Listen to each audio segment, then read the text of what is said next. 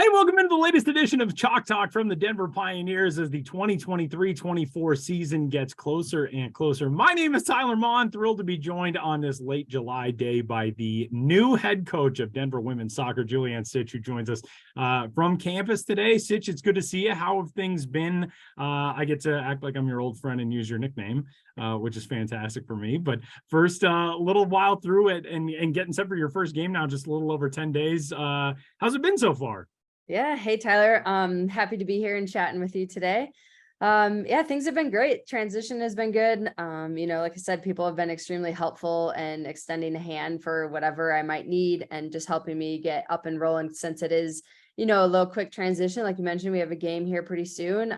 So preseason starts July 31st. We'll be meeting with the team and then getting on the field August 1st. So pretty quick turnaround. I'm excited though. I think it just kind of helps that way. You get right into it right away. There's not a lot of leg time of waiting to be on the field and working with the team. So, I had the luxury of having some of the girls help out with our first ID camp last weekend. So, it's just, it's been good. I'm really excited and looking forward to it.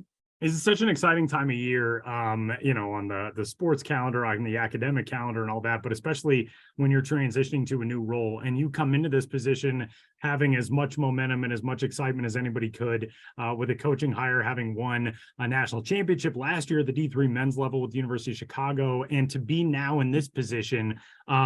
Take us through what that experience was like last year, all that you accomplished. You go 22-0-1, you win a title, something that had never been done in that program's history, and then you get to use that as a jumping off point to this next stop in your career. Just explain what that championship season was like last year. Yeah, it was a really special one, I think, for a lot of different reasons. And, I just feel fortunate. Well, one, I feel fortunate to win a national championship, but also just the team, just an unbelievable group of young men. They were so, driven, and they embraced me. I talk so much about when people talk about everything from last year. And for me, like, winning the national championship was amazing, but it was also really cool to just be embraced by them. At the end, when we talked about being a part of their brotherhood and just being able to watch them persevere and go after something that they have set their eyes to in the program in general. The previous staffs that have worked there have worked very hard to get the program in the place that it was to even win a national championship, so a lot of credit goes to the previous staff of what they have done, to get that program up and being in a space where they're going to the Final Four every single year. It's absolutely incredible, and that's really hard work. So yeah, last year was really special, and it was great. I've been really fortunate through my career where I've had a lot of opportunities of winning conference championships or winning a national championship at the pro level. So to be able to watch a team go through that and watch them go through the different stages of the season and watch them overcome adversity, and then they get to a spot, and just watch how that culture and everything develops over time, and to just watch them celebrate on the field together of this accomplishment that they had set forth to go after. It's really neat to watch that bond and to watch them, go through that together, watch them, celebrating. Then we come back on campus and have an opportunity for pictures with the president, and just that it's really cool to be able to watch and see that team be able to go through it. They're just incredible human beings, the families, and the university in general. So it was really special.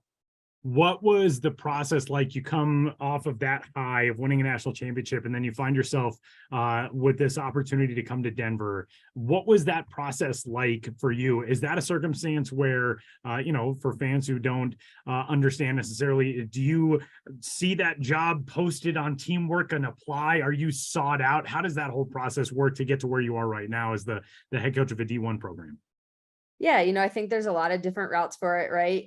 You can be sought out and, have conversations, or people put your name forward, a individual can be interested and, and apply right off the bat and stuff with it. So, I think I was just fortunate in that sense of, Denver's always been a place that I wanted to go. I obviously saw that the job was open, but then just to be able to have conversations and, kind of be sought out after in those different ways, or, hey, is this something you'd be interested in, to have that. So I felt really fortunate to be able to have that opportunity. when you arrived in town and you get a look at a program that is now your program, what were the things that excited you most about this job, and where the program already is, and the things that you feel like you can do to continue building it and taking it to that next level? Yes, I think one of the things that really excited me about the program is one, it's been successful, right? They've had a lot of rich history of success throughout things and winning conferences and going into the postseason.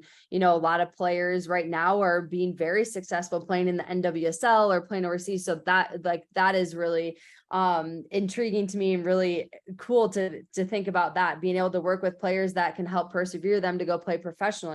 Like I was able to go do that, so how can I help these student athletes go after their goals that they have to continue to play? So that was exciting. Like I said, the rich history of the success that the program has had, being in a D1 program and having the resources that they have, and just overall in general, the athletic department is very successful. I mean, you look at gymnastics and lacrosse and skiing, and I'm probably missing some of the other hockey, right? Like I'm missing all these other sports too, because they've all been very successful here. It's a place that you can win. It's a place where people are driven and want their teams to be successful, but not also just on the field. They want their teams to be successful in the classroom. Like all teams are doing really well in the classroom and in the community, and being successful in the academic side as well. And just also the whole like 4D experience and how we're going to continue to help grow and these individuals both on and off the field. So we're setting them up to go into the world and be confident individuals and be successful in the job careers that they want. So it's really cool to be able to that. So a lot of those pieces were really something that really attracted me to the position. What is the process like in getting to know the team that you've got? Obviously, you've got a wealth of knowledge about these athletes and how this team performs and all that, but getting to know players, and you're not going to get to actual start of practice until next week. But how do you start making those connections and getting to understand the personalities that you're going to be around? Yeah, for sure. So, I was fortunate enough that I was able to come here, and meet with the team before a lot of them left for the summer. So that was really great to be able to interact with them, and meet them in person here. And then just being able to connect with them individually over the phone, texting, just trying to get to know them there. Like I said, I was fortunate. A lot of them worked camp and were like eager to spend a weekend with me, right? And be here and be on the soccer field. So just getting to know them already. So I think that's been really cool. The World Cup, having conversations with some of the players, we have an Aussie, even New Zealander on our team and stuff. So to be able to kind of have that banter of different things already start there. And then really the team is going to go to Vail for a couple days in preseason, which is something that the program has always done, and that was set up for them to go. So that's going to be a really cool experience where I think we're really going to have an opportunity to be away from campus, be in a different environment, have different team, activities and stuff where we can really get to know each other as well before the season starts. And then, it will just be a lot of individual meetings and meeting with the players and meeting with every player individually once a month, so we can continue to see how they're doing, how we can help them grow and develop, and then just continuing to move on throughout there. One of the things that's so cool about your career and the moment when you take over this program is you've got a lot of international experience, playing professionally internationally in Australia and Sweden. You played on national teams. You've been part of some of these huge moments. And now with the Women's World Cup being what it is at this stage here in 2023, how exciting is that for you as somebody who helped lay the groundwork for this generation of players, being part of this generation now of coaches, and seeing what that event has turned into and getting to connect with athletes around something like the Women's World Cup? How cool is that for you? Yeah, it's really cool. I was just talking with some of my friends, which makes me feel a little bit old, but like just cool about like what these athletes are now able to like the equal pay and the different things that are moving forward is really cool to see. Even, we're talking about the World Cup, but we even just talk about the women's league, right? I was making a joke with someone where one of my friends was like, oh man, these athletes, look at all these cool things they get. I'm like, yeah, they'll never understand when they had to like wash their own uniforms as a professional and like have 7 jobs just to play professionally, and I was like, man, that makes me feel so old, but it's so great to see how much things have evolved and where we're at and like how we can continue to move forward to have this. So for me, it's really neat to think about like where we kind of started and what we did to like play to now where these athletes are and what they're getting and the recognition. I mean, you look at these, I mean, all the followers that are watching the Women's World Cup, you watching the NWSL record settings, attendance in 32,000 plus and, all over the world. And that is so cool to see for myself and like I feel like our generation, but also really cool for the young women and young boys. You see so many young boys wearing Morgan, like jerseys or Rapinoe jerseys. Like how cool that when I was growing up, my jerseys I had were all male, until the 99 World Cup. And now you're watching all these different generations, men and women, young boys, young girls, seeing these women in this limelight. And I think it just, again, it gives something for young women, like they can see it, they can believe it, they can dream it, they can continue to go after it. So to see how far the evolution has come for that is really cool to be able to like share and to talk about. And like I said, to see the young boys wearing, female jerseys and rooting them on. I mean, it's really cool. That's neat. Amazing. And it's such a good time to be able to capitalize on that, with new fans who are joining the game, every single day, it seems like as of right now. And you take over, as we said, a program that's already steeped in history and success, and you've got an opportunity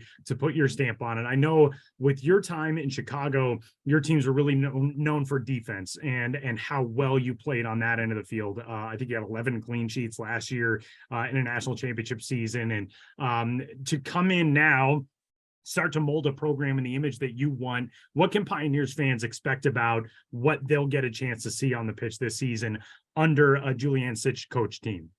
Yeah, well, I don't think we would have had that great defensive record. We had some unbelievable center backs and a great goalkeeper. So I'm not sure that was me. That was that they were great. The whole team with that. We started from the top all the way down. We had some really solid players there that helped with that. And, I think that's, a staple of mine. Like I'm probably err more on the nitty gritty, resilient, just that hard work. I never shy away from that. And, so I can say, I really hope the things that we're going to continue to instill within our teams here is that nitty grittiness and that resilient and that work ethic of just like, we are going to outwork opponents. We, are going to have a shutout mentality. What does that look like? How do we develop that? How do we train like that? How does our mindset start to be that? And so that's going to start very early on. We've already been talking about that stuff. I've already been like putting little things in their head about, that type of mindset and that type of mentality that we're going to have. And so, I really hope that when people come and watch our team, like they see that elevation in terms of our work ethic and how we're going to just like outwork our opponents. That is going to be one of the staples of who we are. The game might not go our way. We understand that, right? Sometimes those things happen, but we will always make sure that we are leaving everything out on the field every single day. That is going to be 100% staple of who we are. You get to kick off this season with a couple of exhibition matches against big time programs. It's no slouch to kick off the year. You go against LSU in an exhibition matchup on August 8th on campus at DU, and then Texas Tech comes in 3 days later. Those two, even though they're just exhibitions, they probably give you a really good feel for how you view your team at the start of a season. What do you want to get to know about them between the lines, between the whistles in those first two before you kick things off with the regular season opener against CSU coming up on the 17th? Yeah, I want to learn about the team, like just where they've been and how we can continue to persevere to be better, right? These are awesome games to play against. I wish I was still playing. I look at that schedule, I'm like, ooh, LSU, like how amazing is that? Like I might step on the field, but like I think just having that excitement and to show them like the belief of where we can be. Hey, this is where we're going to push. There's no reason we can't be competing, with the top teams. We are a top team, and how do we continue to, again, like I said, bring in that mindset. So really wanting to work with two, like, how are we as a group, right? Like early on, like it takes everyone to win. It takes everyone to win, and, even the players that potentially, unfortunately, might not be able to step on the field this year due to injury, like they're a part of who we are, and they're going to help us get to exactly where we need to go. And that's something that I want to see within this team throughout the first couple of weeks is like, how do we come together? And because every single person is very important and you need everyone to win, and everyone has a value to bring and everyone has something to offer.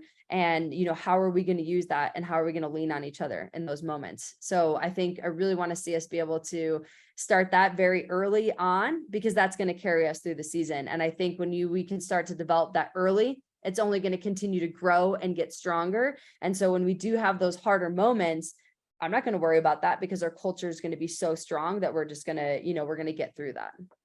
All right, Sitch, final point for you. That first match coming up against LSU on the 8th, you get your regular season opener 9 days later against CSU.